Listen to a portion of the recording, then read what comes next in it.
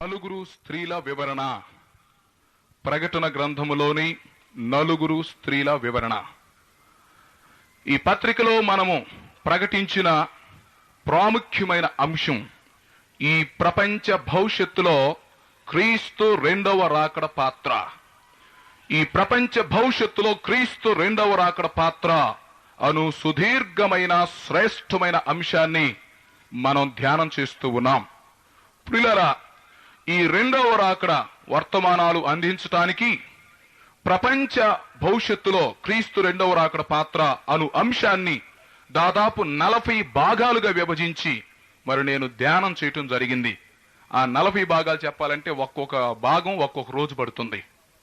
అంటే యేసుక్రీస్తు రెండవ రాకడను గూర్చి సవివరంగా చెప్పాలంటే దాదాపు ఒక 40 రోజులు పడుతుందని నేను ఆలోచిస్తూ వచ్చాను. ఎందుకంటే యేసుక్రీస్తు వారి యొక్క రెండవ రాకడను గురించి చెప్పటం అనేది ఒక రోజుతో 2 రోజులతో అయ్యే పని కాదు. కారణం, ఇది ప్రపంచ భవిష్యత్తుకు సంబంధించినటువంటి ప్రాముఖ్యమైన ఘట్టం. ఈ ప్రపంచ భవిష్యత్తు క్రీస్తు రెండవ రాకడపై ఆధారపడి ఉంది. క్రీస్తు రెండవ రాకడతో ఈ ప్రపంచ భవిష్యత్తు అంతం కాబోతుంది అని మనం తెలుసుకోవాలి. అందువల్ల ప్రపంచ భవిష్యత్తును గురించి తెలుసుకోవటం అనేది it's not simple thing or ordinary thing.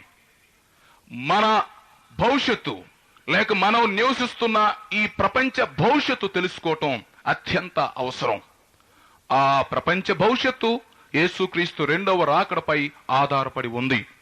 అందువల్ల ఈ ప్రపంచ భవిష్యత్తుకు సంబంధించిన విషయాలు 40 భాగాలుగా విభజించి మరి ఒక్కొక్క సభల్లో కొన్ని విషయాలు ధ్యానం చేయటం జరుగుతుంది. అయితే ఈ సభల్లో ఒక 3 అంశాలని మేము పొందుపరిచాం. మొదటి రాత్రి మనం ప్రకటన గ్రంథం 6వ అధ్యాయములో ఉన్నటువంటి 4 గుర్రాల వివరణ మనం చూశాం. ఆ 4 గుర్రములు ఎవరో, ఆ 4 గుర్రముల మీద కూర్చున్న వ్యక్తులు ఎవరో నిన్న చక్కగా మనం పరిశీలన చేశాం. రాత్రి వచ్చిన వారికి బాగా తెలిసి ఉంటుంది.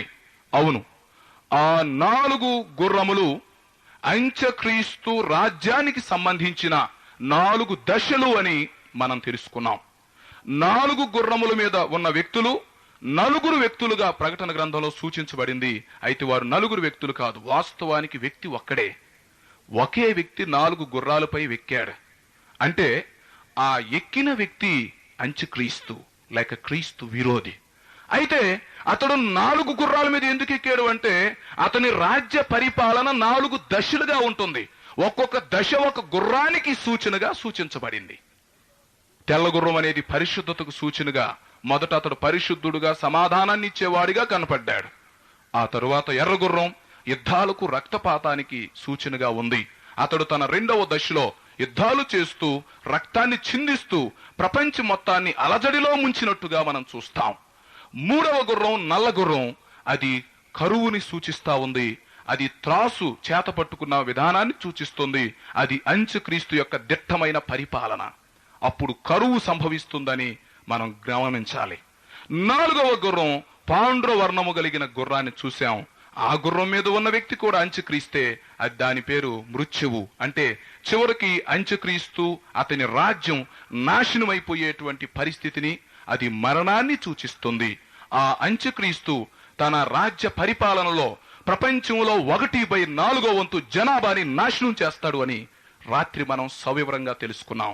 సో ప్రియ స్నేహితులారా, సంఘం ఎత్తబడిన వెంటనే అంత్యక్రీస్తు అనేవాడు బయటపడతాడని, అతడు బయటకు వచ్చి తన రాజ్య పరిపాలన ఈ భూలోకంలో కొనసాగిస్తాడు అని, ఆ రాజ్య పరిపాలన 4 దశలుగా ఉంటుందని, ఆ 4 దశలను 4 గుర్రాలతో అలంకారప్రాయంగా వ్రాయబడింది ప్రకటన గ్రంథం. అంతేగాని నిజంగా ఒక గుర్రం వచ్చిద్ది, ఆ గుర్రం మీద ఒక వ్యక్తి కూర్చుంటాడు, అతని చేతిలో కిరీటం ఉంటుంది, అతని తల మీద కిరీటం ఉంటుంది, చేతిలో విల్లు ఉంటుంది. ఇవన్నీ మనం అక్షరార్థంగా తీసుకోకూడదు. అవి అలంకారప్రాయంగా చెప్పబడ్డాయి.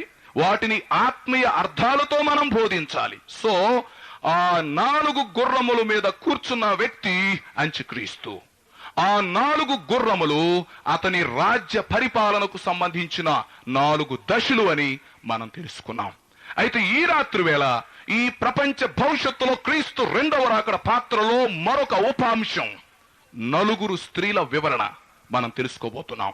ఈ ప్రకటన గ్రంథంలో నలుగురు స్త్రీలను గురించి వ్రాయబడింది. ఆ నలుగురు స్త్రీల యొక్క వివరణ, వారికి సంబంధించిన మర్మాన్ని ఈ రాత్రి మనం ధ్యానం చేయబోతున్నాం. మీరు చాలా జాగ్రత్తగా ఆలకించాలి. అయితే ఇక్కడ ముందుగా ఒక చిన్న విషయం చెప్తాను. ఈ నలుగురు స్త్రీలను గురించి వివరంగా లోతుగా నేను ఈ రాత్రి మీకు చెప్పలేకపోవచ్చు. ఎందుకంటే ఒక స్త్రీని గురించి చెప్పడానికి ఒక రాత్రి పట్టింది. నలుగురు స్త్రీలను గురించి ఒక రాత్రిలో చెప్పటం అనేది కొంచెం కష్టమైన పని. అందువల్ల నేను కొంచెం పైన అవుట్లైన్ మాత్రమే చెప్పటానికి నేను ప్రయత్నం చేస్తున్నాను. మీరు చాలా జాగ్రత్తగా మరి అర్థం చేసుకోవటానికి ప్రయత్నం చేయాలి. ప్రియులారా, ఈ నలుగురు స్త్రీలు వివరణ చూసే ముందు నేను ఒక విషయాన్ని మీతో ముందు చెప్పాలి. యేసుక్రీస్తు రెండవ రాకడను మనము రెండు భాగాలుగా విభజించాలి అనే సత్యాన్ని జ్ఞాపకం చేసుకోవాలి. యేసుక్రీస్తు రెండవ రాకడ మనకి బాగా అర్థం అవ్వాలంటే, ఈ ప్రపంచ భవిష్యత్తును గురించి కులంకుశంగా మనం తెలుసుకోవాలంటే యేసుక్రీస్తు రెండవ రాకడను రెండు భాగాలుగా విభజించాలి. ఒకటి రహస్య రాకడ, రెండవది బహిరంగ రాకడ. అయితే రెంటిని కలిపి రెండవ రాకడ అని పిలుస్తాం జనరల్ గా. కానీ రెండవ రాకడలో రెండు దశలు ఉన్నాయి. రహస్య రాకడ వేరు, బహిరంగ రాకడ వేరు. రహస్య రాకడ అనగా సంఘం ఎత్తబడుట, దాన్ని రాప్చర్ అని పిలుస్తాం. దాన్ని క్రీస్తు రాకడ ధ్వని అని పిలుస్తారు. అనగా యేసుక్రీస్తు వారు మధ్యాకాశానికి వచ్చి ఒక్కసారి భూ అని భోర ప్రతిధ్వనించినప్పుడు సిద్ధపడినటువంటి పరిశుద్ధుల సముదాయము రెప్పపాటులో ఏకకాలంలో ఎగిరి మహిమ శరీరాలు ధరించుకొని మధ్యాకాశానికి వెళ్ళిపోతారు. This is a secret thing. దాన్ని మనం సంఘం ఎత్తబడుట అంటారు, దాన్ని రహస్య రాకడ అంటారు. వాస్తవానికి రెండవ రాకడ అది కాదు. అయితే మనం ఏమనుకుంటామంటే రెండవ రాకడ అంటే సంఘం ఎత్తబడటం అనుకుంటారు. కాదు, రెండవ రాకడలో అది ఒక దశ. అయితే ఎత్తబడినటువంటి సంఘం మధ్యాకాశానికి వెళ్ళి 7 సంవత్సరాలు ఉన్న తర్వాత అదే సంఘం మరలా యేసుక్రీస్తుతో కలిసి తిరిగి భూమి మీదకి వస్తుంది. దాన్ని రెండవ రాకడ అంటారు. చాలా జాగ్రత్తగా గమనించాలి. ముందు సంఘం ఎత్తబడాలి. ఎత్తబడిన సంఘం 7 సంవత్సరాల మధ్యాకాశంలో ఉండాలి. అక్కడ సంఘం విశ్రాంతి తీసుకుంటుంది, ప్రేమ విందులో పాల్గొంటుంది, బహుమతుల ప్రధాన కూటములో పాల్గొంటుంది. అదే 7 సంవత్సరాల కాల వ్యవధిలో ఎడవబడినటువంటి ప్రజలు నానా విధములైనటువంటి శ్రమలు అనుభవిస్తూ ఉంటారు. ఈ 7 సంవత్సరాల కాలం పూర్తయిన పిదప ఎత్తబడినటువంటి సంఘం యేసు క్రీస్తుతో కలిసి మరలా భూమి మీదకి వస్తుంది. వచ్చి హర్మగెద్దోను యుద్ధం చేసి ఆ యుద్ధంలో అంత్యక్రీస్తుని నాశనం చేసి అతని రాజ్యాన్ని అంతమందించి యేసుక్రీస్తు ఈ భూలోకంలో 1000 సంవత్సరాల పరిపాలన స్థాపిస్తాడు. అనగా యేసుక్రీస్తు రెండవసారి ఈ భూలోకం మీదకి అడుగు పెడతాడు. దాన్ని రెండవ రాకడ అంటారు. సో ఇప్పుడు మనకు బాగా అర్థమై ఉండాలి. రెండవ రాకడలో రహస్య రాకడ వేరు, బహిరంగ రాకడ వేరు. ఈ రెంటికి మధ్య ఉన్న కాల వ్యవధి 7 సంవత్సరాలు. అందువల్ల ఇప్పుడు మనం రెండవ రాకడ గురించి ఆలోచన చేసేటప్పుడు మొదటగా సంఘం ఎత్తబడుతుందని మనం తెలుసుకోవాలి. అయితే చాలా మంది ఏమని తప్పుడు బోధ చేస్తున్నారంటే సంఘం శ్రమల కాలంలో ఉండిద్దని చెప్తారు. అది శుద్ధ తప్పు. సంఘం ఎట్టి పరిస్థితుల్లో కూడా శ్రమల కాలంలో ఉండటానికి వీలు లేదు అని మనం తెలుసుకోవాలి. కారణం అపోస్తుల కార్యాలు 20:28 ఇలా చెప్తా ఉంది. దేవుడు తన స్వరక్తమిచ్చి సంపాదించుకున్నటువంటి తన సంఘం అది. ఆ దేవుడు స్వరక్తమిచ్చి సంపాదించుకున్న తన సంఘాన్ని ఎట్టి పరిస్థితుల్లో శ్రమలలో ఉంచడు. అంత్యక్రీస్తు చేతుల్లో ఈ సంఘాన్ని పెట్టవలసిన పని లేదు. కనుక సంఘం పైకి ఎత్తబడుతుంది. సంఘం ఎత్తబడిన తర్వాతే శ్రమలు ప్రారంభమవుతాయి. సంఘం ఎత్తబడిన తర్వాతే అంత్యక్రీస్తు అనేవాడు వచ్చి భూలోకాన్ని పరిపాలిస్తాడు. సంఘం ఎత్తబడిన తర్వాతే విడవబడిన వారి మీద 666వ నెంబర్ ముద్ర వేయబడుతుందని మనం తెలుసుకోవాలి. అందువల్ల సంఘం ఎత్తబడటం అనేది ప్రాముఖ్యమైనటువంటి సంగతి అయి ఉన్నది. ఇక్కడ ఇంకొక విషయాన్ని గమనించాలి. దానియేలు తన ప్రవచనాలలో ఒక ప్రాముఖ్యమైన ప్రవచనాన్ని చెప్పాడు. భవిష్యత్తును గూర్చి మరి మాట్లాడుతూ 70 వారముల ప్రవచనం ఒకటి చెప్పడం జరిగింది. ఆ 70 వారాల ప్రవచనాన్ని 3 భాగాలుగా విభజిస్తారు. అది వేరే వర్తమానం అనుకోండి. అయితే దీనికి కొంచెం లింక్ ఉంది గనక గుర్తు చేస్తూ ఉన్నాను. ఈ 70 వారాల ప్రవచనాన్ని 3 భాగాలుగా విభజిస్తారు. మొదటి భాగం 62 వారములు, దాని లెక్క వేరు. రెండవ భాగం 7 వారాలు, దీని లెక్క వేరు. మూడవ భాగం 1 వారం. 1 వారం అంటే హిబ్రూయుల లెక్క ప్రకారం 7 సంవత్సరాలు. యూదులు 7 సంవత్సరాలని వారము అనే పేరుతో పిలుస్తూ ఉంటారు. కనుక దాన్ని 70వ వారం అన్నారు. ఆ 70వ వారం ఎప్పుడు మొదలవుతుందంటే సంఘం ఎత్తబడిన తర్వాత మొదలవుతుంది. అందువల్ల మనం ధ్యానం చేసే ముఖ్యమైనటువంటి అంశం దేనికి సంబంధించిందంటే ఈ 70వ వారానికి సంబంధించిన వివరాలు మనం ధ్యానం చేస్తూ ఉన్నాం. సంఘం ఎత్తబడిన వెంటనే 70వ వారం మొదలవుతుంది అని మనం తెలుసుకోవాలి. ఈ 70వ వారం 7 సంవత్సరాలు ఉంటుంది. 7 సంవత్సరాలకి 70వ వారం పూర్తి అవుతుంది. అప్పుడు యేసుక్రీస్తు వారు రెండవసారి భూలోకానికి వచ్చి 1000 సంవత్సరాల పరిపాలన ఈ భూలోకంలో స్థాపిస్తాడు. ఇవి కొన్ని ముఖ్యమైనటువంటి వివరాలు.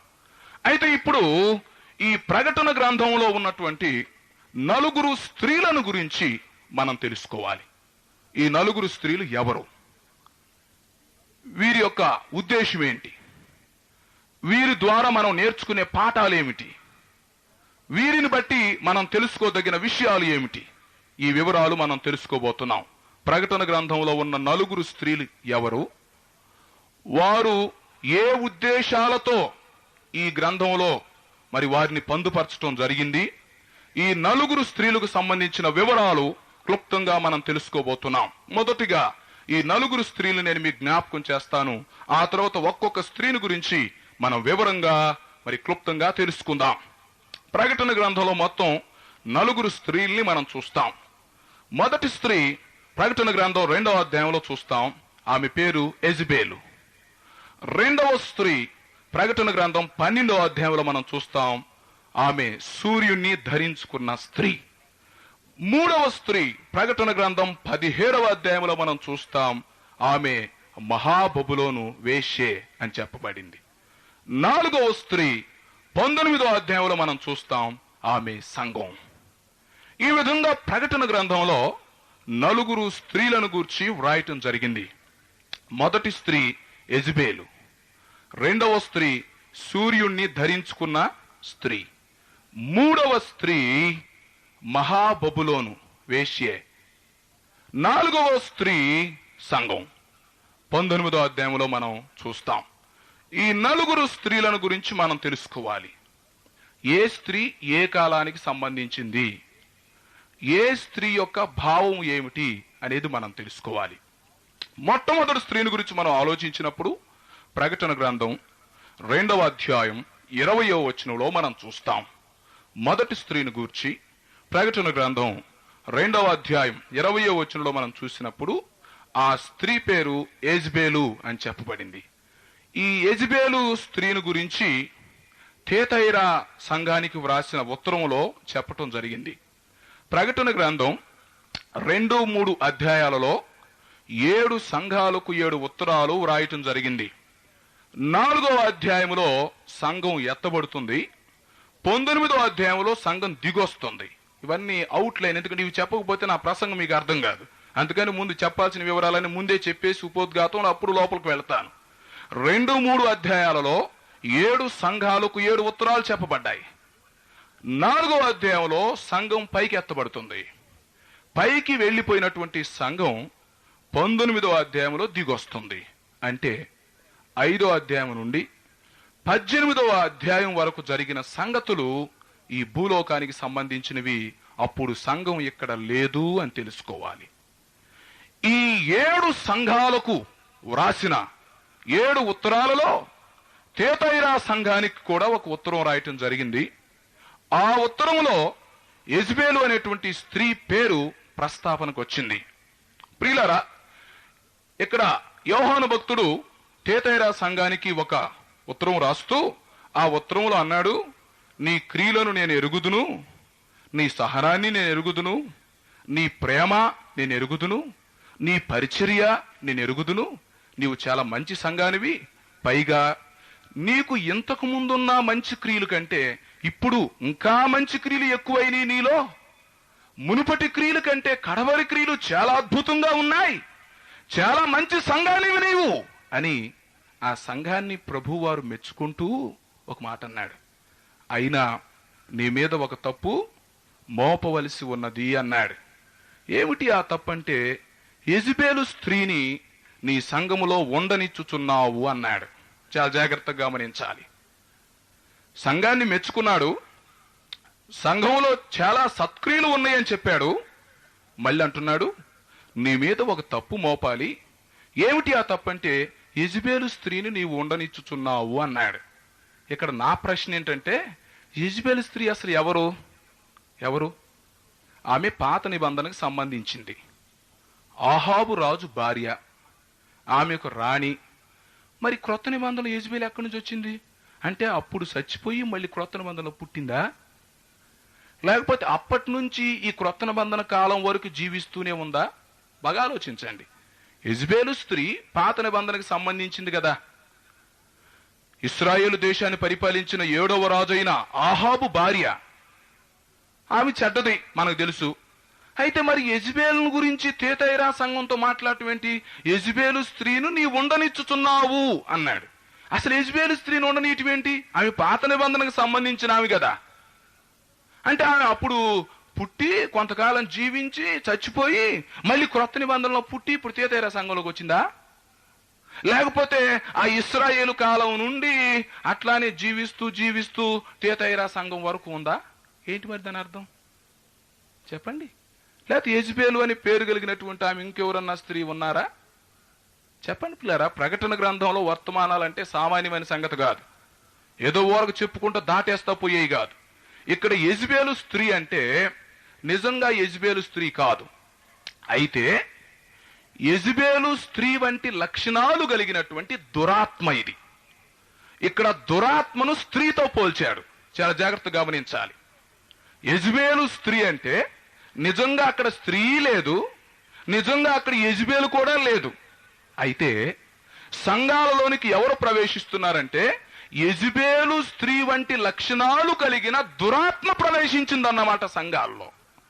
అనగా ఇక్కడ దురాత్మని అలంకారప్రాయంగా యెజబేలుతో పోల్చేడు అని గ్రహించాలి మనం. అంతేగాని మనం చెప్పే పిచ్చి పిచ్చి ప్రసంగాలు ఇక్కడ సూట్ అవ్వో.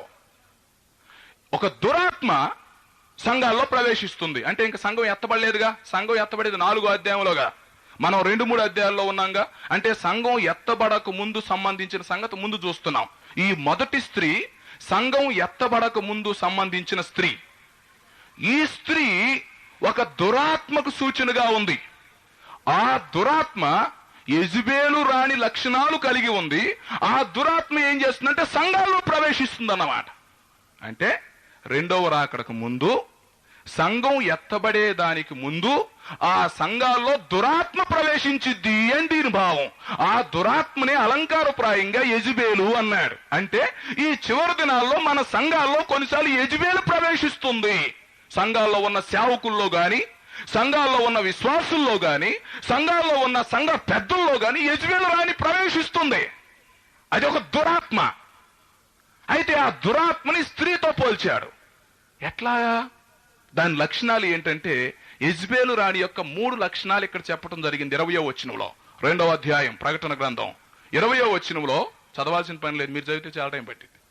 2వ అధ్యాయం 20వ వచనంలో ఆ యెజబేలు రాణికి సంబంధించిన 3 లక్షణాలు ఉన్నాయి. అంటే ఈనాడు మన సంఘాల్లో కూడా కొంతమంది దురాత్మ పట్టి తిరుగుతూ ఉన్నారు. ఆ దురాత్మను గుర్తించడానికి ఈ 3 లక్షణాలు గుర్తించాలి మనం. నెంబర్ 1 ఏంటంటే తప్పుడు ప్రవచనాలు సంఘాల్లో చెప్పటం. కొంతమంది లేచి నేను ప్రవచనాలు చెప్తున్నాను అంటున్నారు. ఈ మధ్య నేను ప్రవచనాలు చెప్తాను, నాకు దేవుడు దర్శనాలు చూపిస్తున్నాడు, నేను జరగబోయేవన్నీ చెప్తానని చెప్పి కొంతమంది స్త్రీలు పురుషులు లేచి సంఘాల్లో భాషలతో మాట్లాడుతూ, సంఘాల్లో ప్రవచనాలు చెప్తూ దర్శనాలు చూపిస్తున్నారు. అదే యెజబేలు. దాన్నే సంఘం నుంచి బయటికి వెళ్ళగొట్టాలి. తప్పుడు ప్రవచనాలు అన్నమాట మొట్టమొదటి సంగతి. అంటే నీకు అలా జరిగిద్ది, నీకు ఇలా జరిగిద్ది, అది ఇదని చెప్తారు. అది జరిగేది లేదు, పెట్టేది లేదు. నేను వచ్చిన ఉదాహరణ చెప్పమంటారా? నెల్లూరులో ఒకసారి పెద్ద సభలు జరుగుతూ ఉన్నాయి. ఆ సభలకి స్వస్థత వరం కలిగిన దైవజనుడు అని చెప్పి బాగా వాల్ పోస్ట్ వేశారు. బాగా సభలు జరుగుతూ ఉన్నాయి. సరే, ఒక పక్షవాయు కలిగిన వ్యక్తిని మంచంలో తీసుకొచ్చారు ప్రార్థన చేయించుకోవటానికి. నేను ఉదాహరణ కోసం చెప్తున్నాను. పక్షవాయు కలిగిన వ్యక్తిని మంచంలో తీసుకొచ్చారు. ఆ దైవ సేవకుని చేత ప్రార్థన చేయిద్దాం, స్వస్థత వచ్చిద్ది అని. సరే, దైవ సేవకుడు ప్రార్థన చేస్తే బాగుండు. ప్రార్థన చేసి విశ్వాసం ఉంచయ్యా, దేవుడు నేను స్వస్థపరుస్తాడు అంటే బాగుండిద్ది. ఆ దైవ సేవకుడు ఏం చేశాడంటే ప్రార్థన చేస్తూ వెంటనే ప్రవచనం చెప్పేశాడు. ఏమని చెప్పాడు? దేవుడు ఇతన్ని అద్భుతంగా స్వస్థపరచబోతున్నాడు, ఇతడు లేచి నడుస్తాడు, ఇతడు గొప్ప దైవ సేవకుడు అవుతాడు అని చెప్పి ప్రవచనం చెప్పాడు. అందరూ సంతోషించారు. సరే, ఇంటికి తీసుకొని పోయారు. ఆ వ్యక్తి 2వ రోజు చచ్చిపోయాడు. జరిగిన సంగతి చెప్తున్నాను. సంఘాల్లో ప్రవచనాలు చెప్పే పెద్ద మనుషులు బయలుదేరారు. అదే యెజబేలు. యెజబేలు స్త్రీని నీ సంఘంలో ఉండనిచ్చుచున్నావు అంటే ప్రవచనాలు చెప్తాను, దర్శనాలు చెప్తాను, అది ఇది అని చెప్పి లేక సొరకాయలు కోసే పెద్ద మనుషులు అన్నమాట. వారు చెప్పే ప్రవచనాలు ఏమి అక్కడ జరగవు. ఇర్మియా గ్రంథంలో ఒక మాట ఉంది. ఇర్మియా గ్రంథంలో దేవుడకు యెహోవా, పౌరుషం కలిగిన దేవుడు ఎలాగ చెప్పాడు, నా నామమున ప్రవచించేటువంటి వారు అనేకులు ఉన్నారు, అయితే కొంతమంది అబద్ధ ప్రవక్తలు కూడా బయలుదేరారు. వారికి నేను ప్రత్యక్షము కాకపోయినను, వారికి నేను దర్శనము ఇవ్వకపోయినను వారు నా నామమున ప్రవచించుతున్నారు.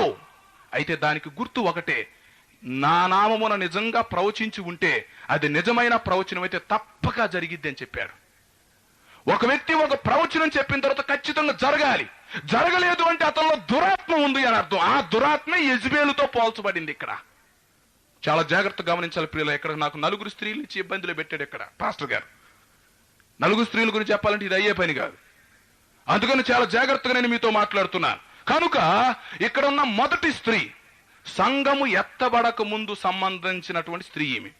ఈ స్త్రీ ఒక దురాత్మతో పోల్చబడింది. మన సంఘాల్లో కూడా దురాత్మ మనుషుల్లో ప్రవేశించి క్రియ జరిగిస్తాడు. ఏమిటి ఆ దురాత్మ యొక్క లక్షణాలంటే 3 లక్షణాలు. నెంబర్ 1, తప్పుడు ప్రవచనాలు చెప్పటం, లేనిపోయి చెప్పటం అన్నమాట. లేనిపోయి కల్పించుకొని ఊహించుకొని అలా జరిగిద్ది, ఇలా జరిగిద్ది, మీ సంఘం అట్లా ఉండిద్ది, నువ్వు అట్లా ఉంటావు, ఇదిగో నీకు ఆ పెళ్లి అవుతుంది, ఇదిగో నీకు ఈ నెలలో పెళ్లి జరిగిపోయిద్ది, అదిగో నీకు పిల్లలు పుట్టేస్తున్నారు, అదిగో నీకు మగ పిల్లడు పుడతాడని చెప్తాడు, ఆడపిల్ల పుట్టేసిద్ది.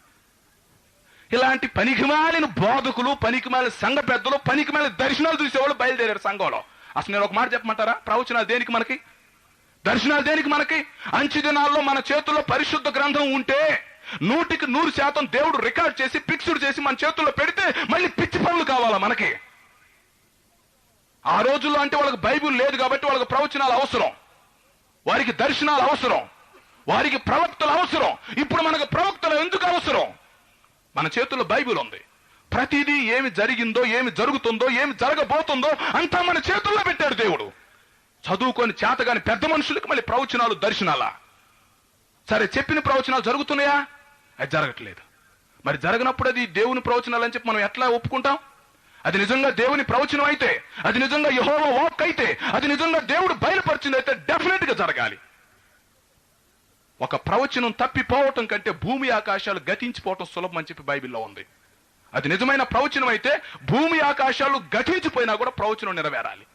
అయితే ఈ రోజుల్లో మన క్రైస్తవ సంఘాల్లో ఈ ప్రవచనాలు బాధ ఎక్కువైపోయింది. ఈ ప్రవచనాలు బెడద. ప్రతి ఒక్కళ్ళు నా దర్శనం వచ్చిందని చెబుతున్నారు, నా ప్రవచనం వచ్చిందని చెబుతున్నారు. ఏంటి దర్శనాలు, ఏం ప్రవచనాలు? ఒకవేళ నీకు నిజంగానే వచ్చి ఉంటే వచ్చి ఉండొచ్చు, అవి నిజంగానే వస్తే మరి జరుగుతున్నాయా? మరి జరగనప్పుడు దానికి రుజువేంటి? అందువల్ల తేతైరా సంఘంతో దేవుడు మాట్లాడుతూ అన్నాడు, సంఘమా నువ్వు చాలా మంచిదానివి, నీ క్రియలు కూడా చాలా బాగున్నాయి, మునుపటి క్రియల కంటే ఇప్పుడు క్రియలు ఇంకా ఫస్ట్ క్లాస్ గా ఉన్నాయి అని చెప్తూ నువ్వు ఒక పనికి మాలి పని చేస్తున్నావు అన్నాడు. ఏంటంటే ఆ పనికి మాలి పని? యెజబేల్ని ఎందుకు ఉండనిస్తున్నావు నీ సంఘంలో? అంటే యెజబేల్ అంటే దురాత్మ మీలోకి వస్తుంటే ఎందుకు దురాత్మకు అవకాశం ఇస్తున్నారు? ఆ దురాత్మ వచ్చి ఏం చేస్తుంది? 3 పనులు చేస్తుంది. మొదటి పని ఏంటి చెప్పండి? దురాత్మ చేసే మొదటి పని ఏంటి?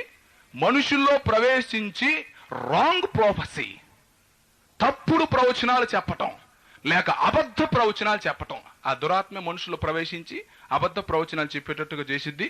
ఆ ప్రవచనాలు ఈ పెద్ద మనిషి చెప్తాడు, అది జరగదు, జరగకపోతే దేవుని నామానికి అవమానం వచ్చింది. అది అక్కడ జరిగేది. రెండవది, యెజబేలు స్త్రీ అంటే దురాత్మ అని పెట్టుకోండి బ్రాకెట్లో. ఆ దురాత్మ చేసేటువంటి రెండవ పని ఏంటంటే సంఘాల్లో ప్రవేశించి విగ్రహాలు కర్పించిన వాటిని తినొచ్చు అని చెప్తారన్నమాట. అంటే ఏం చెప్తారంటే నోట్లో నుంచి పోయేది కింద నుంచి బయటకు వచ్చేసి దానిలో ఏముంది, ప్రార్థన చేసుకుని తింటే అంతా శుభం కలిగిద్ది, అంతా పవిత్రమే కనుక ఏదైనా తినొచ్చు, ప్రార్థన చేసుకుని తింటే చాలు, యేసు రక్తం ప్రతి పాపం నుంచి మనల్ని విడిపిస్తుంది కనుక ఏదైనా తినొచ్చు, విగ్రహాలు కర్పించి తినొచ్చు, లేక ప్రసాదం తినొచ్చు, ఏ అపవిత్రమైన వాటినైనా తినొచ్చు, పవిత్రములుగా ఎంచు వారికి అన్నియు పవిత్రములే, అపవిత్రంగా ఎంచు వానికి అన్నియు అపవిత్రములే కనుక ఏదైనా తినొచ్చు. పైనుంచి తింటుంటే కింద నుంచి పోయిద్ది, ఆ నిలబడేది ఏమి లేదు. లోపల నుంచి వచ్చేదే మనిషిని అపవిత్రపరిచిద్ది కానీ బయట నుంచి పోయేది లోపలికి మనిషిని అపవిత్రపరచదు అని చెప్పి విగ్రహాలు కర్పించిన వాటిని తినమని ప్రేరేపించేటువంటి దురాత్మ, ప్రేరేపించేటువంటి బోధకులు, ప్రేరేపించేటువంటి పెద్ద మనుషులు యెజబేలు పట్టినోళ్ళు. ఇది దురాత్మ చేసే రెండవ పని అన్నమాట. అంటే సంఘములో ఉన్న విశ్వాసులను అపవిత్రపరచడానికి ఏది పెడితే తినొచ్చు అని చెప్పడం అంటే తిండిబోతులు అన్నమాట. ఫిలిప్పీ పత్రికలో చెప్పినట్టు వాళ్ళ కడుపే వాళ్ళకి దేవుడు, తిండికి ఉండలేక చెప్పే పనులు అన్నమాట. ఏదైనా తినొచ్చు అండి, అంగడి వానిలో దొరుకునేది ఏదైనా తినమని పౌలు గారు చెప్పాడు. పవిత్రములుగా ఎంచువానికి అన్నియూ పవిత్రములని చెప్పి బైబిల్లో ఉంది. యేసుక్రీస్తు రక్తం ప్రతి పాపము నుంచి మనల్ని పవిత్రులుగా చేయనని ఉంది.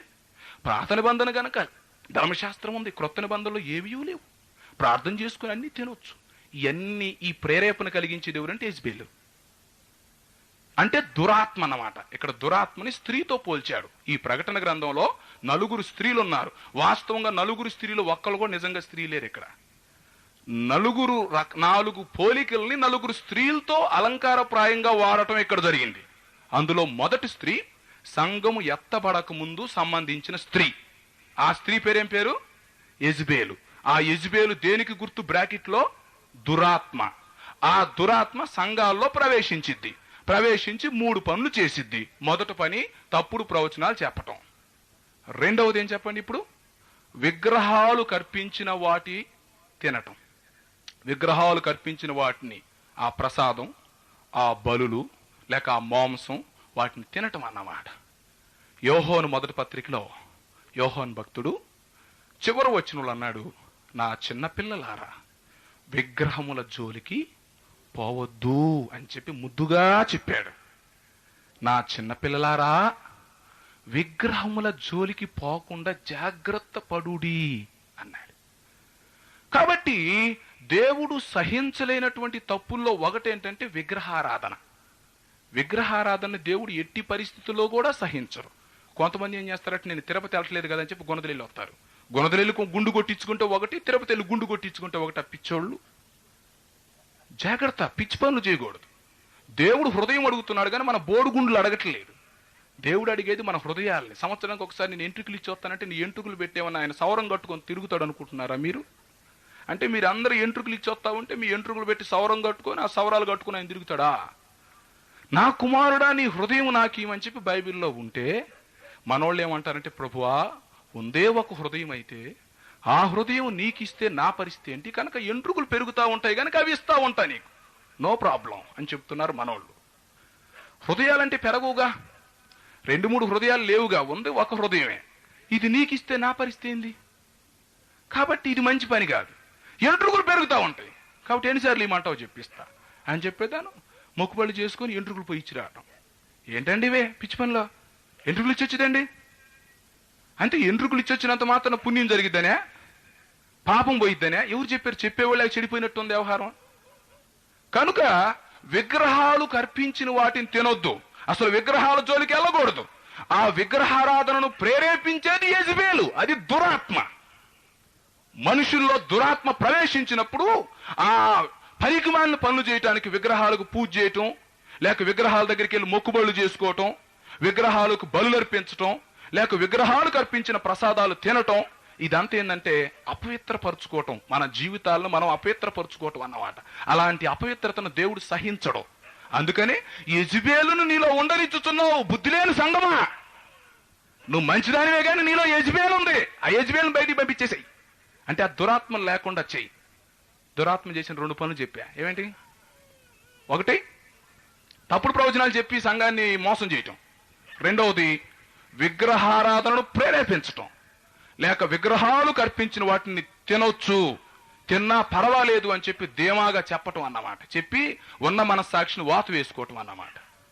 మనస్సాక్షిని వాత వేసుకోవటం. ఏదైతే తింటే వారు చెప్పారని సామెత, తింటే లోనకు పోయా తిడితే గాలికి పోయా అని అట్టయిపోతారన్నమాట జనాలు. అది యెజబెలు చేసే పని. 3వ పని ఈ యెజబెలు అంటే ఈ దురాత్మ ఏం చేసిద్దంటే, 3వది ఈ తప్పుడు ప్రవచనాలతో పాటు విగ్రహారాధనతో పాటు 3వది జారత్వాన్ని ప్రేరేపించింది. జారత్వం అంటే ఇప్పుడు సంఘాల్లో వ్యభిచారాలు ఎక్కువైపోతా ఉన్నాయి.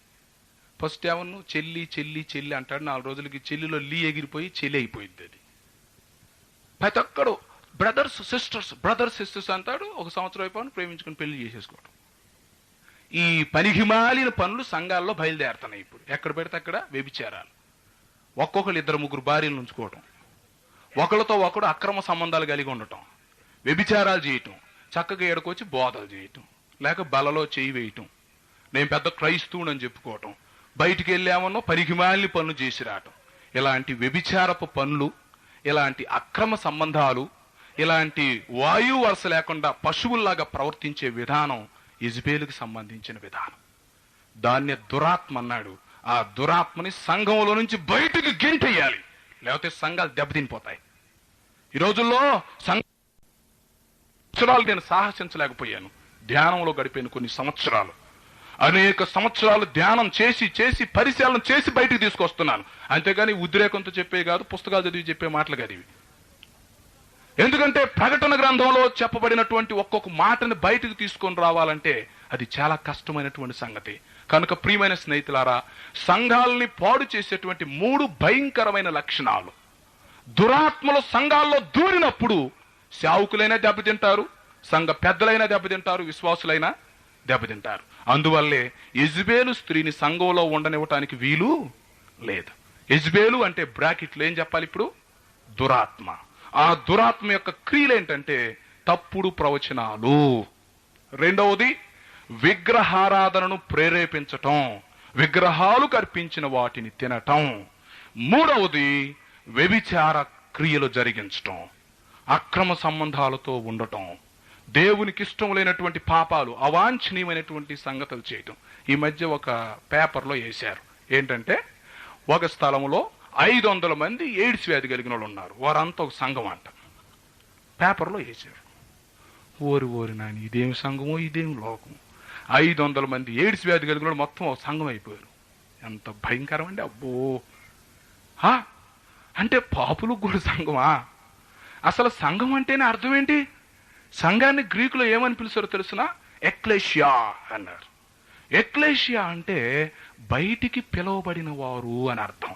ఎక్కడి నుండి? లోకములో నుండి, పాపములో నుండి, సాతాను చేతుల్లో నుండి బయటికి పిలువబడినటువంటి గుంపుని, బయటికి పిలువబడిన ప్రజను ఎక్లేషియా అన్నారు. దాన్ని ఇంగ్లీష్లో హోలీ కాంగ్రిగేషన్ అని పిలిచారు, పరిశుద్ధ సమాజము అన్నారు. మరి పరిశుద్ధ సమాజంలో వ్యభిచారాలేంటి?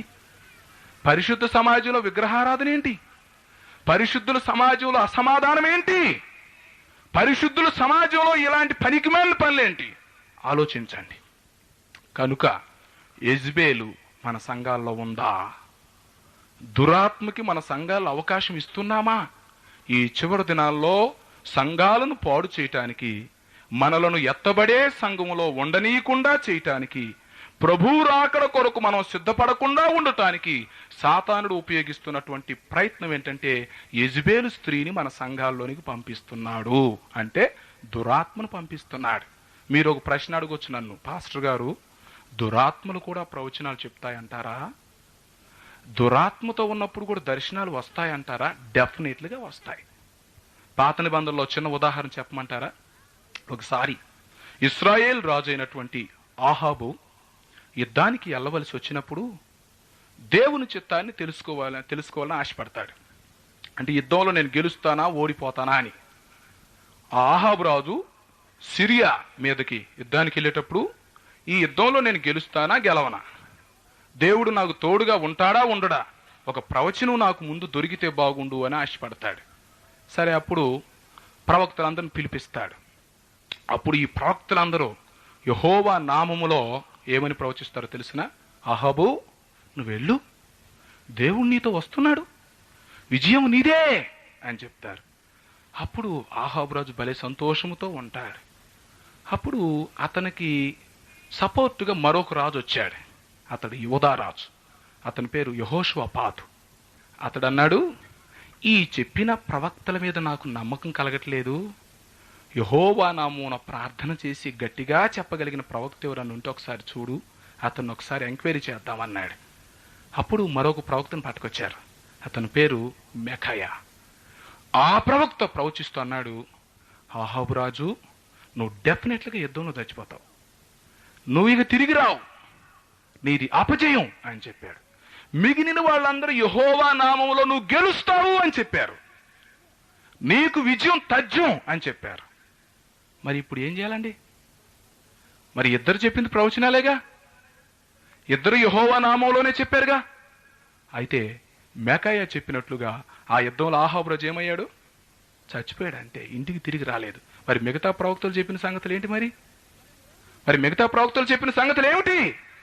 అదే యెజబెలు విధానం అంటే. అంటే అబద్ధ ప్రవచనాలు చెప్పటం, తప్పుడు ప్రవచనాలు చెప్పటం, విగ్రహారాధన ప్రేరేపించటం, జారత్వం చేయటానికి, వ్యభిచారం చేయటానికి, పాపం చేయటానికి మనుషుల్లో ప్రేరేపణ పుట్టించటం. అందువల్ల ఈ యెజబెలు అనే స్త్రీ అనగా ఈ దురాత్మ మన సంఘాల్లో ఉన్నట్టయితే మనం వెంటనే ఆ దురాత్మను బయటికి పంపించాలి.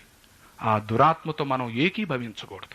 ఈ అంచె దినాల్లో మనకు కావాల్సింది ఒకటే, మనం భూలోకంలో పరిశుద్ధత కలిగి జీవించటం, ప్రభువు రాకడ కొరకు సిద్ధపడటం. అంతకంటే ఇక్కడ మిగిలింది ఏమీ లేదు, బూడిది. మనం ఈ భూలోకంలో పరిశుద్ధత కలిగి జీవించాలి. ప్రభు ఎప్పుడు వచ్చినా ఆయనను ఎదుర్కోవటానికి సిద్ధంగా ఉండాలి. అంతవరకే మనం చేయాల్సిన పని. ఇక రెండవ స్త్రీ దగ్గరికి వెళదాం. ఈ మొదటి స్త్రీ యెజబెలు స్త్రీ కదా. ఈ స్త్రీ సంఘం ఎత్తబడక ముందు సంబంధించిన స్త్రీ కదా.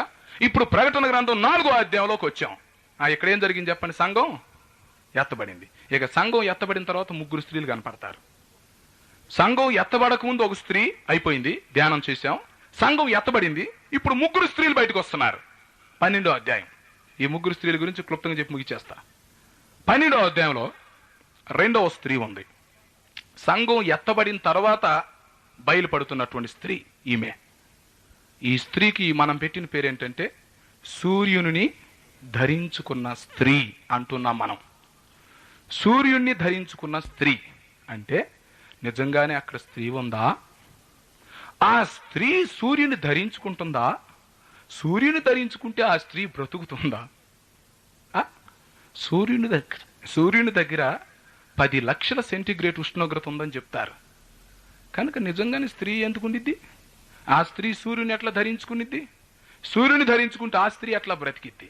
కనుక ఇది కూడా అలంకార ప్రాయమే. అయితే ఈ సూర్యుని ధరించుకున్న స్త్రీ ఎవరు?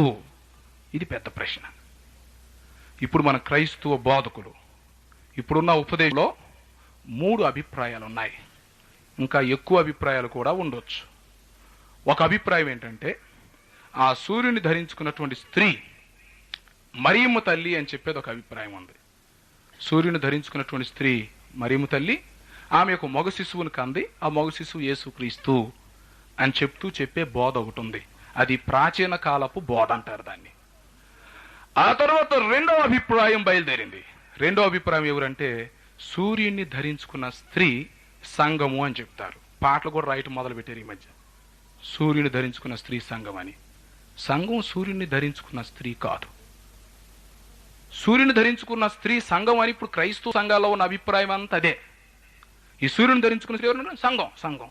అట్లాగైతే సూర్యుని ధరించుకున్న స్త్రీ సంఘం అయితే ఆ స్త్రీ కాళ్ళు క్రింద ఉన్న చంద్రుడు ఎవరు? ఆ స్త్రీ తల మీద ఉన్న 12 నక్షత్రాల కిరీటం ఎవరు? ఆ స్త్రీ ధరించుకున్న సూర్యుడు ఎవరు? ఆ స్త్రీకి పుట్టిన మగ శిశువు ఎవరు? ఇక ఈ అన్నిటికి సమాధానం వచ్చేసరికి అక్కడ సూట్ అవుతాం. అందువల్ల ఇక్కడ 8 విషయాలు నేను మీతో చెప్తాను. వాటన్నిటిని వివరించడానికి సమయం చాలదో నేను గుర్తు చేసి 3వ స్త్రీకి వెళ్ళిపోతాను. ఈ 2వ స్త్రీ సూర్యుని ధరించుకున్న స్త్రీ మరియమ్మ తల్లి కాదు, సంఘము కాదు. ఇక్కడ చెప్పబడినటువంటి స్త్రీ సంఘము ఎత్తబడింది. ఆల్రెడీ 4వ అధ్యాయంలో సంఘం ఎత్తబడితే నీకు 12వ అధ్యాయంలో సంఘం ఎక్కడి నుంచి వచ్చింది?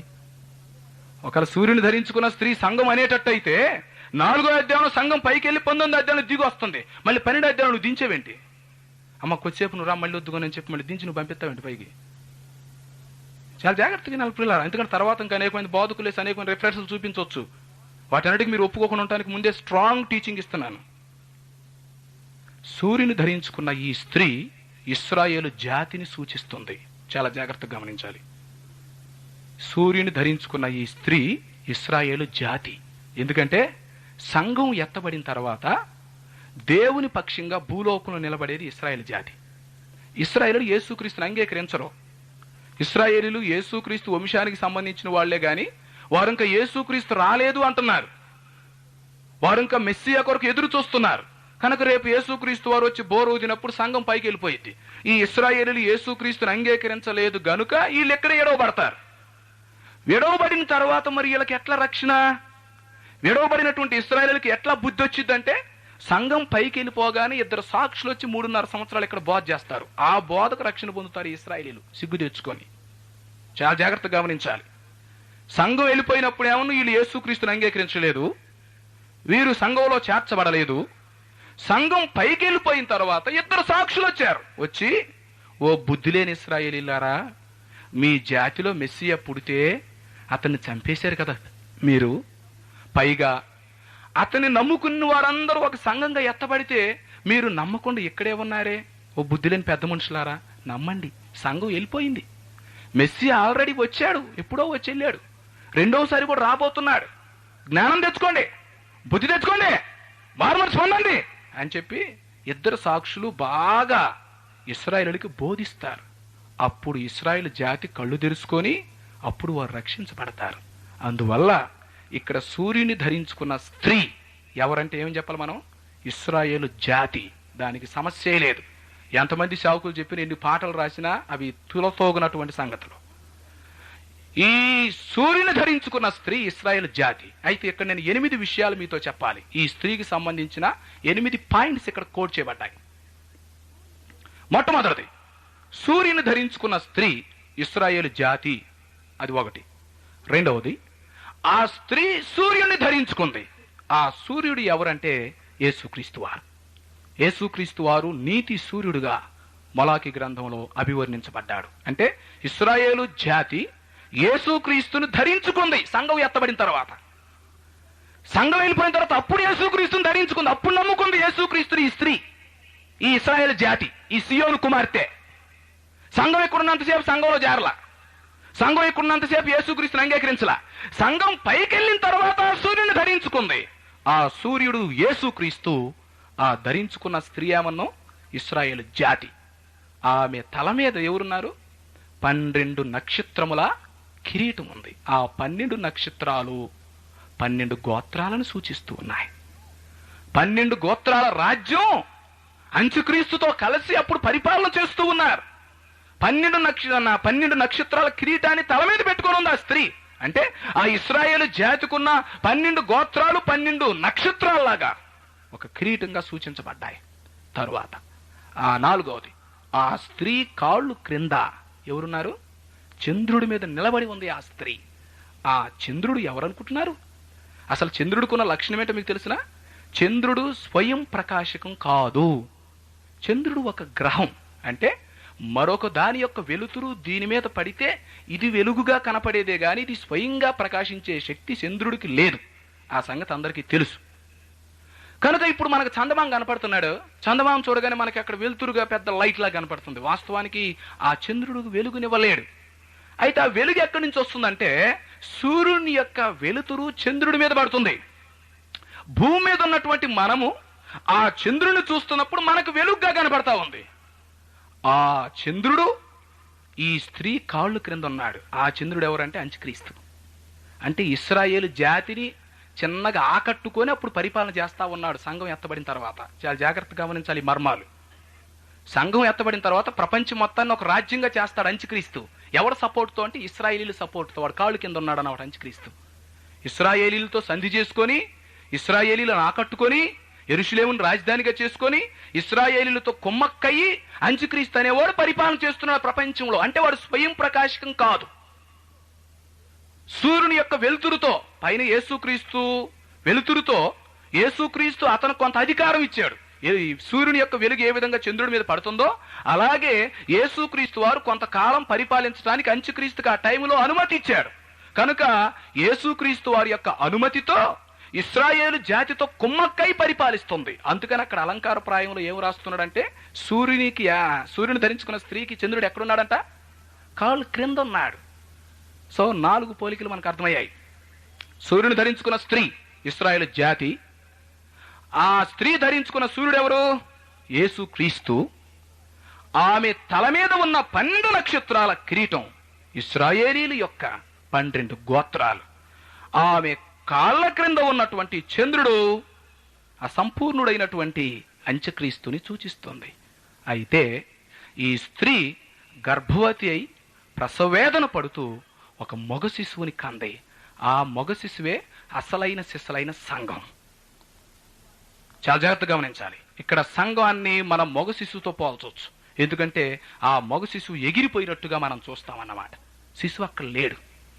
ఆ మగ శిశువే సంఘం. అంటే ఇశ్రాయేలు జాతి ద్వారే ఈ భూలోకానికి రక్షణ వచ్చింది. ఇశ్రాయేలు జాతి లేకుండా రక్షకుడు భూలోకానికి రాలేదు. రక్షకుడు లేకుండా రక్షణ లేదు. ఇశ్రాయేలు జాతిలో నుంచి లోక రక్షకుడు యేసుక్రీస్తు పుట్టాడు. ఆ ఇశ్రాయేలు జాతి ద్వారే రక్షణ అనేటువంటిది భూలోకానికి సంభవించింది. అందువల్ల ఆ స్త్రీ కనినటువంటి మగ శిశువు సంఘం. ఆ మగ శిశువు అక్కడ లేకుండా వెళ్ళిపోయాడు పైకి. అక్కడ ఒక మాట ఉంది, ఇనప దండముతో జనములను ఏలనై ఉన్న మగ శిశువు దేవుని కుడిపార్శ్వమునకు ఎత్తబడినట్టుగా అక్కడ ఉంది. ప్రకటన గ్రంథం 12వ అధ్యాయంలో జనములను ఏలనై ఉన్న మగ శిశువు తండ్రి కుడిపార్శ్వమునకు లేక తండ్రి సింహాసనమునకు ఎత్తబడ్డాడు. అంటే ఎవరు రేపు ఈ జనాలను ఏలేది? ఎవరు? సంఘమే కదా. రేపు ఏళ్ళు పరిపాలనలో ఈ ప్రపంచాన్ని పరిపాలించేది ఎవరంటే సంఘమే. ఆ సంఘం ఎవరంటే మగ శిశువు. 5వది 6 అక్కడ ఒక 7 తలలు 10 కొమ్ములు కలిగినటువంటి ఎర్రని మహాఘట సర్పం ఒకటి కనపడతా ఉంది. ఈ స్త్రీని నాశనం చేయటానికి ఆ మహాఘట సర్పం ఎదురు నిలబడింది. ఆ స్త్రీని నాశనం చేయటానికి, ముఖ్యంగా ఆ స్త్రీ కనినటువంటి బిడ్డను చంపుదామని చూస్తా ఉంది ఆ మహాఘట సర్పం. ఆ సర్పం సాతాను. దాని గురించి ఇంక ప్రత్యేకంగా చెప్పనక్కర్లేదు. 7వది అక్కడ ఒక సంగతి జరిగింది. ఈ స్త్రీ కనినటువంటి మగ శిశువు పైకి ఎత్తబడిన వెంటనే ఆ స్త్రీ అరణ్యమునకు పారిపోయింది అని వ్రాయబడింది. అరణ్యమునకు పారిపోయి అక్కడ ఎంతకాలం ఉంది? దేవుడు ఆ స్త్రీకి ఒక స్థలాన్ని నిర్ణయించాడు. ఆ స్థలములో ఆ స్త్రీ కాలములు అర్ధకాలం అక్కడ ఉంది. కాలము అంటే సంవత్సరము, కాలములు అంటే 2 సంవత్సరములు, అర్ధకాలము అంటే 1/2 సంవత్సరం. మొత్తం 3.5 సంవత్సరాలు ఉంది. దాని లెక్క 1260 రోజులు అని చెప్పబడింది. అంటే ఇశ్రాయేలు జాతి అంత్యక్రీస్తు చేతుల్లో తన్నులు తిని సాతాను దెబ్బకు నిలబడలేక మొదటి 3.5 సంవత్సరాలు అంత్యక్రీస్తుతో కలిసి పరిపాలన చేస్తుంది. చివరి 3.5 సంవత్సరాల్లో ఇశ్రాయేలు జాతి పారిపోయి అరణ్యంలో దాక్కుంటారు. చాలా జాగ్రత్తగా గమనించాలి. ఆ స్త్రీ వెళ్ళి అరణ్యంలో దాక్కుంది. ఆ స్త్రీకి సహాయం చేయటానికి దేవుడు అక్కడ ఒక జనాన్ని నిర్ణయించాడు. అది 7వ సంగతి. ఒక జనం. ఈ 3.5 సంవత్సరాలు ఈ స్త్రీని పోషించడానికి దేవుడు ఒక జనమును పెట్టాడు అక్కడ. ఎవరు ఆ జనం అంటే, అప్పుడు ఎడవబడినటువంటి ప్రజలలో అనేక మంది అన్యజనులు ఇశ్రాయేలీలకు సహాయపడతారు. ఆ టైంలో ఇశ్రాయేలీలు కలుగుతున్నటువంటి శ్రమలను చూసి, ఇశ్రాయేలీలకు అంత్యక్రీస్తు ద్వారా కలుగుతున్నటువంటి సంభవాలను చూసి చాలా మంది అన్యజనులు జాలిపడి ఆ టైంలో ఇశ్రాయేలుకి సహాయం చేస్తారు. ఆ 3.5 సంవత్సరాల కాలంలో ఇశ్రాయేలు జాతిని కొంతమంది అన్యజనులు పోషిస్తారు. అది 7వది. 8వది ఆ స్త్రీ అరణ్యమునకు పారిపోయిన తర్వాత, మగ శిశువేమన్నో ఆకాశానికి ఎగిరిపోయిన తర్వాత, ఈ మహాఘట సర్పం ఏం చేసిందంటే బహు రౌద్రం తెచ్చుకొని, అరే సంఘము నా చేతికి దొరకలేదు, ఇశ్రాయేలీలు కూడా నా చేతికి దొరకలేదని చెప్పి దానికి భలే కోపం వచ్చింది ఆ ఘట సర్పానికి. సంఘాన్ని నాశనం చేద్దామంటే సంఘం వెళ్ళిపోయింది, మగ శిశువు వెళ్ళిపోయాడు. ఇశ్రాయేలు జాతిని నాశనం చేద్దామంటే ఇశ్రాయేలు జాతి కూడా అరణ్యానికి పారిపోయింది. ఇప్పుడు నేనేం చేయాలని చెప్పి మహా కోపంతో మరి కొంతమంది ప్రజలను చంపేసినట్టుగా ఉంది. 8వ పాయింట్. ఆ మరి కొంతమంది ప్రజలు ఎవరంటే, సంఘం ఎత్తబడిన తర్వాత నామకార్థ క్రైస్తవుల్లో నుండి కొంతమంది రక్షించబడతారు. వారు ఆ టైంలో హతసాక్షులుగా చంపబడతారు సాతాను చేతుల్లో, అంత్యక్రీస్తు చేతుల్లో. సో ఈ 12వ అధ్యాయంలో 8 పోలికలకు సంబంధించిన 8 వివరాలు ఇక్కడ చూసుకున్నాం మనం. సూర్యుని ధరించుకున్న స్త్రీ, ఆమె తల మీద ఉన్న 12 నక్షత్రముల కిరీటం, ఆమె కాళ్ళ క్రింద ఉన్న చంద్రుడు, ఆమె కన్న మగ శిశువు, ఆ మగ శిశువును మృంగారం చూస్తున్న ఎర్రని ఘట సర్పం, ఆ స్త్రీని 3.5 సంవత్సరాలు పోషించినటువంటి జనము, ఆ ఘట సర్పము చేతిలో చంపబడిన మరికొంతమంది ప్రజలు. 8 పోలికలు ఈ 12వ అధ్యాయంలో చక్కగా వర్ణించబడ్డాయి. సో ప్రియులారా, సంఘం ఎత్తబడిన తర్వాత ఈ సూర్యుని ధరించుకున్న స్త్రీ ఇశ్రాయేలు జాతి భూలోకంలో ఉంటుంది. వారు 7 సంవత్సరాల కాలంలో, మొదటి 3.5 సంవత్సరాల కాలంలోనేమో చక్కగా అంత్యక్రీస్తుతో కలిసి పరిపాలిస్తారు, హాయిగా ఉంటారు. చివరి 3.5 సంవత్సరాలనేమో అంత్యక్రీస్తుకి వీళ్ళిద్దరికి గొడవ వచ్చి తన్నులు తిని అరణ్యానికి పారిపోతారు ఇశ్రాయేలీలు. చివరిలో దేవుడే వచ్చి ఇశ్రాయేలు జాతిని రక్షిస్తాడు. ఇక మనం ఎక్కడికి వెళ్ళాలి చెప్పండి? 3వ స్త్రీ 17వ అధ్యాయం. 17వ అధ్యాయంలో 3వ స్త్రీ ఉంది. ఆ 3వ స్త్రీ పేరు మహాబబులోను వేశ్య అని చెప్పబడింది. అంటే నిజంగానే మహాబబులోను అది? నిజంగానే వేశ్న? నిజంగా స్త్రీయా? కాదు. 3వ స్త్రీ మహాబబులోను వేశ్య. ఈ వేశ్య ఎవరు? ఇక్కడ కూడా ఒక 8 విషయాలు నేను చెప్తాను ఈ 3వ స్త్రీకి సంబంధించినవి 17వ అధ్యాయంలో. అసలు ఈ 4 స్త్రీల గురించి 4 రాత్రులు పెడితే బాగుండేది. ఒకే రాత్రి పెట్టడం వల్ల నేను ఎక్కువ లోపలికి వెళ్ళాలంటే కొంచెం కష్టం అవుతుంది. అందువల్ల నేను పై చెప్తున్నాను. 17వ అధ్యాయంలో ఉన్నటువంటి ఈ మహాబబులోను వేశ్య, ఈ మహాబబులోను వేశ్యను గూర్చి, ఈ స్త్రీని గూర్చి 8 వివరాలు నేను మీతో చెప్పాలి. చాలా జాగ్రత్తగా వినండి. యోహాను భక్తుడు పద్మాసు దీవులో ఉన్నాడు. అప్పుడు ఒక దూత అతనికి ప్రత్యక్షమైంది. ఆ దూత ఎవరంటే 16వ అధ్యాయంలో 7 పాత్రలను కుమ్మరించారు 7 దూతలు భూమి మీద. ఆ 7 దూతల్లో ఒక దూత అన్నమాట. ఆ దూత యోహాను భక్తునికి కనపడి అతడు ఆత్మవశుడై ఉండగా అతన్ని అరణ్యానికి తీసుకొని వెళ్ళి ఆ మహాబబులోను అనే వేశ్యని యోహాను కంటికి చూపించింది. అక్కడ 8 విషయాలు యోహాను భక్తుడు చూడగలిగాడు. మొట్టమొదటిది ఏంటంటే ఒక స్త్రీని చూశాడు అతడు. రెండవది జాగ్రత్తగా వినాలి, ఆ స్త్రీ ఒక పెద్ద మృగం మీద కూర్చుంది. ఓరు నాయను, ఎక్కడ కూర్చుంది? పెద్ద మృగం మీద కూర్చొనుంది. మూడవది, ఆ మృగానికి చక్కగా 7 తలలు ఉన్నాయి. 7 తలల మీద 7 కిరీటాలు కూడా ఉన్నాయి. యోహాను చూస్తా ఉన్నాడు ఆ దృశ్యాన్ని. నాలుగవది, ఆ మృగానికి 10 కొమ్ములు ఉన్నాయి. ఐదవది, ఆ స్త్రీ యొక్క నొసటి మీద ఒక భయంకరమైన పేరుంది. ఆరవది, ఆ స్త్రీ చేతిలో ఒక సువర్ణ పాత్ర, బంగారు పాత్ర ఉంది. ఏడవది, ఆ స్త్రీ గొప్ప జలముల మీద, అంటే విస్తారమైనటువంటి జలపాతం మీద మృగాన్ని పెట్టుకుని దాని మీద కూర్చున్నట్టుగా జలాలు కనపడతా ఉన్నాయి. ఎనిమిదవది, ఇతడు చూస్తున్నటువంటి ఆ స్త్రీ చివరికి నాశనం అయిపోవటం చూశాడు. ఈ 8 విషయాల యొక్క వివరణ ఏంటి? మొట్టమొదటిది, ఈ స్త్రీ, ఈ మహాబబులోను అనే స్త్రీ ఎవరంటే ప్రస్తుతం ఉన్నటువంటి రోమ్ పట్టణం. చాలా జాగ్రత్తగా గమనించాలి.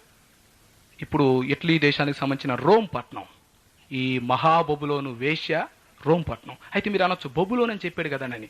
బొబులోను అంటే పేరు కాదు. బొబులోను అంటే ఏంటంటే గందరగోళం అన్నమాట. బొబులోను అంటే అర్థం గందరగోళం, గలిబిలి. ప్రపంచం మొత్తాన్ని రేపు గలిబిలి చేసేది ఏదంటే రోమ్ పట్టణం, ఈ ప్రపంచం మొత్తాన్ని. ఆ స్త్రీ రోమ్ పట్టణానికి సూచనగా ఉంది. 17వ అధ్యాయం చివరి వచనంలో ఆ విషయాన్ని మనం చూస్తాం. నీవు చూసిన ఆ స్త్రీ ప్రపంచమును ఏలు ఒక మహాపట్టణము అన్నాడు. ఆ మహాపట్టణం రోమ్ ఒకటి. రెండవది, ఆ స్త్రీ ఎక్కడ కూర్చోనుంది? ఒక పెద్ద క్రూర మృగం మీద కూర్చోనుంది ఆ స్త్రీ. ఆ క్రూర మృగం ఎవరంటే అంత్యక్రీస్తు రాజ్యమైనటువంటి యూరోపియన్ సమాజం. ఇప్పుడు మీరు మ్యాప్ కానీ చూస్తే యూరోప్ ఖండం మీద రోమ్ పట్టణం కూర్చున్నట్టుగా కనపడింది మ్యాప్లో. ఈ అంత్యక్రీస్తు రాజ్యం అన్నమాట క్రూర మృగం. ఎందుకంటే సంఘం ఎత్తబడినాక పరిపాలన చేసేది అంత్యక్రీస్తేగా. ఆ అంత్యక్రీస్తు రాజ్యాన్ని క్రూర మృగంతో పోల్చాడు. ఆ క్రూర మృగమేమో అంత్యక్రీస్తు రాజ్యం. ఆ రాజ్యానికి ముఖ్య పట్టణం రోమ్ అన్నమాట అప్పట్లో. అంటే అంత్యక్రీస్తు రాజ్యానికి రోమ్ ముఖ్య పట్టణంగా ఉంటూ వచ్చింది. ఆ స్త్రీ రోమా పట్టణం, ఆ క్రూర మృగం అంత్యక్రీస్తు రాజ్యం, యూరోపియన్ సమాజం. దానికి ఎన్ని తలలు ఉన్నాయి? 7 తలలు ఉన్నాయి. ఆ 7 తలలు ఆ స్త్రీ కూర్చున్న 7 కొండలు అని చెప్పాడు. 7 కొండల మీద కట్టబడిన పట్టణం. ఈ ప్రపంచంలో 3 పట్టణాలు ఉన్నాయి 7 కొండల మీద కట్టబడిన పట్టణాలు. మొట్టమొదటిది యెరూషలేము, రెండవది తిరుపతి, మూడవది రోమ్. ఈ 3 7 కొండల మీద కట్టబడ్డాయి. అయితే ఇప్పుడు మనం చూసేటువంటి ఈ 7 కొండలు రోమా పట్టణానికి సంబంధించిన కొండలు. ఇప్పుడు ప్రస్తుతం ఉన్నటువంటి రోమా సిటీ 7 కొండల మీద కట్టబడింది పట్టణం. అంటే ఆ స్త్రీ 7 తలలు కలిగినటువంటి మృగం మీద కూర్చుంది. 7 కొండల మీద కట్టబడిన పట్టణం. ఆ స్త్రీని పట్టణంతో పోల్చాడు అక్కడ. ఆ తర్వాత ఆ మృగానికి ఎన్ని కొమ్ములు ఉన్నాయంట? 10 కొమ్ములు ఉన్నాయి. అంటే అంత్యక్రీస్తు రాజ్యం 10 మంది రాజులు కలిసి పరిపాలించేది. ఆ 10 మంది కొమ్ములు 10 రాజ్యాలను, 10 మంది రాజులను సూచిస్తుంది. 10 రాజ్యాలు కలిసి, అంటే యూరోపియన్ సమాజానికి సంబంధించిన 10 రాజ్యాలు కలిసి ఒక రాజ్యముగా అయి ప్రపంచాన్ని పరిపాలిస్తాయి. తరువాత దాని నొసట మీద ఆ స్త్రీకి ఒక పేరు వ్రాయబడింది. ఏంటంటే, మర్మమును వేశ్యలకు, భూమిలో ఉన్న హేయమైన జంతువులకి తల్లి అని రాయబడింది.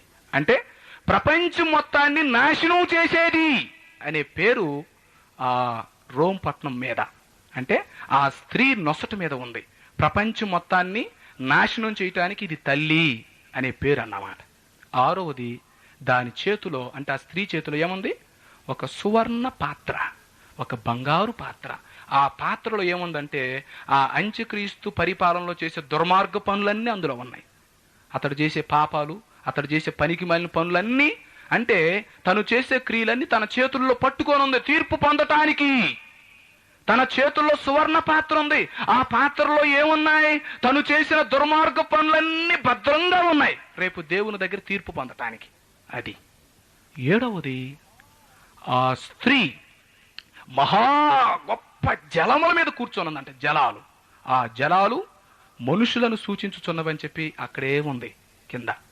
అంటే ప్రపంచాన్ని సూచిస్తున్నాయి ఆ జలాలు. ప్రపంచం మొత్తాన్ని ఈ అంత్యక్రీస్తు రాజ్యం పరిపాలించిద్ది అని దాని అర్థం. చివరికి 8వది, ఆ స్త్రీ నాశనం అయిపోతుంది. ఆ 10 మంది రాజులు ఆ స్త్రీ మీద తిరుగుబాటు చేసి ఆ స్త్రీని ఏకాకిని చేసి దాన్ని నాశనం చేస్తారు. అంటే దాని అర్థం, యేసుక్రీస్తు వారు రెండవసారి వచ్చినప్పుడు హరుమగెద్దోను యుద్ధంలో ఈ అంత్యక్రీస్తు రాజ్యాన్ని పూర్తిగా నాశనం చేస్తాడు అని మనం గుర్తించాలి ప్రియులారా. కనుక 3వ స్త్రీ, ఇది మహాబబులోను, అనగా ఇది రోమా పట్టణాన్ని సూచిస్తుంది. ఇది అంత్యక్రీస్తు రాజ్యాన్ని సూచిస్తుంది. ఇది అంత్యక్రీస్తు రాజ్య పరిపాలనను సూచిస్తుంది. గనక ఆ పరిపాలన సంఘం ఎత్తబడిన తర్వాత ప్రారంభమైద్ది. యేసుక్రీస్తు రెండవసారి వచ్చినప్పుడు హరుమగెద్దోను యుద్ధంలో ఆ పట్టణాన్ని, ఆ రాజ్యాన్ని, ఆ ప్రభుత్వాన్ని పూర్తిగా నాశనం చేసి 1000 సంవత్సరాల పరిపాలన స్థాపిస్తాడు అని మనం తెలుసుకోవాలి. ఇక ముగింపులో 4వ స్త్రీ కనపడుతుంది 19వ అధ్యాయంలో. ఆ స్త్రీ మనం ఎదురు చూస్తున్న సంఘం, మనమే. అంటే 4వ అధ్యాయంలో ఈ సంఘం ఎత్తబడింది కదా, ఎత్తబడి ఇప్పుడు దిగొచ్చింది అన్నమాట. 19వ అధ్యాయంలో పైనుండి దిగొస్తుంది ఈ సంఘం. ఈ సంఘాన్ని పెండ్లి కుమార్తె అన్నారు. ఈ సంఘానికి మంచి వస్త్రాలు ఇవ్వబడ్డాయి. ఎలాంటి వస్త్రాలంటే అవి ఎలాంటివి? పరిశుభ్రమైనటువంటి వస్త్రాలు ఇవ్వబడ్డాయి. ప్రకాశవంతమును నిర్మలమునైనటువంటి శుభ్రమైనటువంటి వస్త్రాలు ఆ స్త్రీకి ఇవ్వబడ్డాయి. ఆ వస్త్రాలే పరిశుద్ధులు యొక్క నీతి క్రియలు. ఆ స్త్రీ ధరించుకున్న వస్త్రాలు పరిశుద్ధులు చేసిన నీతి క్రియలకు సూచనగా ఉంది. అంటే ఈ 4వ స్త్రీ పెండ్లి కుమార్తె సంఘం మంచి వస్త్రాలు ధరించుకుంది. అంటే పరిశుద్ధులుగా జీవిస్తూ సత్క్రియలు చేసినటువంటి ఈ సంఘం, ఈ స్త్రీ పెండ్లి కుమారుని కొరకు సిద్ధపడి పెండ్లి చేసుకోవటానికి వరుడైనటువంటి యేసుక్రీస్తుతో కలిసి ఈ భూలోకానికి దిగొచ్చింది. అందుకే ఈ పెండ్లి ఇందులో పాల్గొని వారు ధన్యులు. ఆ పెండ్లి కుమార్తె లేక సంఘం ఒక స్త్రీతో పోల్చబడింది. కనుక ఈ రాత్రి వేళ మనం ఆలోచించవలసిన సంగతి ఏంటంటే, రేపు యేసుక్రీస్తు వారు మధ్యాకాశానికి వచ్చి బోర ఊదినప్పుడు ఆ ఎత్తబడే సంఘంలో ఉండటానికి నువ్వు సిద్ధపడ్డావా? అంటే 4వ స్త్రీలో నువ్వు కూడా ఒక భాగంగా ఉండటానికి, పెండ్లి కుమార్తెగా ఉండటానికి, ఈ శ్రమల నుండి తప్పించబడి, అంత్యక్రీస్తు పరిపాలన నుండి తప్పించబడి మధ్యాకాశానికి ఎగిరిపోయి 7 సంవత్సరాలు అక్కడ విశ్రాంతి తీసుకొని యేసుక్రీస్తుతో కలిసి మరలా భూలోకానికి వచ్చి 1000 సంవత్సరాలు ఈ భూలోకాన్ని పరిపాలన చేయబోతుంది ఈ పెండ్లి కుమార్తె, ఈ వధువు సంఘం, సార్వత్రిక సంఘం. ఈ సంఘంలో ఎవరు సభ్యులంటే, ఎవరు యేసుక్రీస్తు రక్తములో కడగబడి విమోచించబడతారో, ఎవరు భూలోకంలో పరిశుద్ధులుగా జీవిస్తారో వారందరూ ఈ సార్వత్రిక సంఘంలో సభ్యులుగా చేర్చబడతారు. ఈ సంఘాన్ని ఒక స్త్రీగా పోల్చాం. ఆ స్త్రీయే పెండ్లి కుమార్తె. సో ప్రియమైన స్నేహితులారా, ఈ రాత్రి వేళ నీ పరిస్థితి ఏంటి? మన సంఘాల్లోనికి మనం యెజబెలును రాణిస్తున్నామా? లేక ఎత్తబడే సంఘంలో ఉండటానికి మనం సిద్ధపడ్డామా? లేక ఎడవబడే గుంపులో ఉన్నామా? ఎడవబడిన తర్వాత 7 సంవత్సరాలు శ్రమల పాలైపోయే పరిస్థితి మన దగ్గర ఉందా? లేదంటే ఈ రాత్రి రక్షణ పొంది యేసుక్రీస్తుని రక్షకునిగా ప్రభువుగా అంగీకరించి యేసు సిలువ దగ్గరికి వచ్చి ఆయన సిలువలో కార్చిన ప్రశస్తమైన రక్తములో మన జీవితాలను కడుక్కొని శుద్ధి చేసుకొని, ప్రభువా, పెండ్లి కుమార్తె అనబడిన ఒక స్త్రీ ప్రకటన గ్రంథంలో ఉంది, ఆ స్త్రీగా నేనుండాలి, ఆ పెండ్లి కుమార్తెగా నేనుండాలి, ఆ పెండ్లి కుమార్తె సంఘంలో నేనుండాలని ఆశపడుతున్నాను. నా పాపాలు క్షమించు నాయనా, నన్ను నీ రక్తంలో శుద్ధి చేయి ప్రభువా, ఎత్తబడే సంఘంలో నన్ను కూడా చేర్చుకో ప్రభువా అని ఈ రాత్రి నువ్వు ప్రార్థన చేయగలిగితే, నీ పాపాలు ఒప్పుకొని విడిచిపెట్టగలిగి ఆ సిలువ దగ్గరికి రాగలిగితే ఆయన నిన్ను క్షమించడానికి సిద్ధంగా ఉన్నాడు. రమ్మని ప్రతి ఒక్కరిని పిలుస్తా ఉన్నాడు. ఎలాంటి శ్రమల్లో ఉన్నా, ఎలాంటి పరిస్థితిలో ఉన్నా, ఎలాంటి పాపములో ఉన్నా, ఎలాంటి కన్నీళ్లతో ఉన్నా రమ్మని పిలుస్తా ఉన్నాడు ప్రతి ఒక్కరిని. ప్రయాసపడి భారం మోయిచున్న సమస్త జనులారా,